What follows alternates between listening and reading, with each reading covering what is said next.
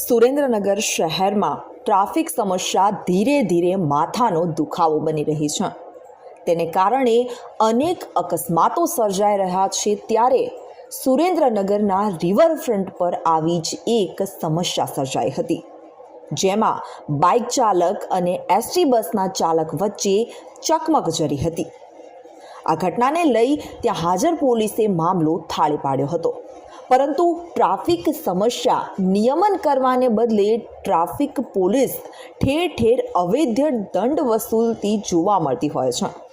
ત્યારે શહેર સવાલ કરી રહ્યું છે કે શું મોટા મોટા રસ્તાઓ બનવાથી સમસ્યા હલ થશે કે ટ્રાફિક નિયમનનું પાલન કરવાથી? આવા અનેક સવાલો સ્થાનિકોના મનમાં ઉઠી રહ્યા છે. રિપોર્ટર રાજુદાન ગઢવી સાથે ઉદયસિંહ ચાવડા, ચક્રવાત ન્યૂઝ, સુરેન્દ્રનગર.